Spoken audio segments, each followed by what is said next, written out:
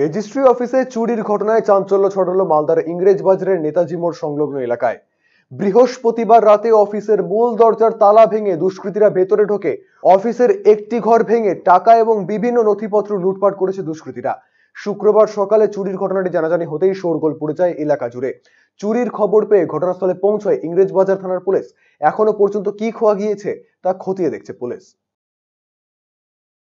ঘটনা আজকে সকালে আমি আমার এডিসি সাহেবের কাছ থেকে প্রথম খবরটা পাই যে ওনার অফিসে একটা কিছু ঘটনা ঘটে। তো তারপর আমি আমার অফিসের নাইট গার্ডকে ফোন করে ঘটনার কথা জানতে পারি। উনি প্রথম দেখেন অফিসে এসে যে অফিসের কিছু তালা ভাঙা অবস্থায় আছে এবং ড্রয়ার, আলমারি ইত্যাদি তছনছ করা হয়েছে। তারপরে আমরা পুলিশকে জানালাম, পুলিশকে আমরা এফআইআর করার জন্য পাঠিয়েছি। এখনো অবধি কি নিয়ে গেছে বা কিছু সেটা এখনো আমরা অফিসে ঢুকিনি, ভিতরে ঢুকিনি, আলমারিগুলো খুলিনি। যতক্ষণ না তদন্তকারীরা এখানে উপস্থিত হচ্ছেন আমরা ওই জিনিসগুলোতে হাত দিই। কিভাবে দেখছেন এই যে সরকারি অফিসে ঢুকে একটা শহরের প্রাণকেন্দ্র, এখানে নিরাপত্তা নিয়ে কি বলছে?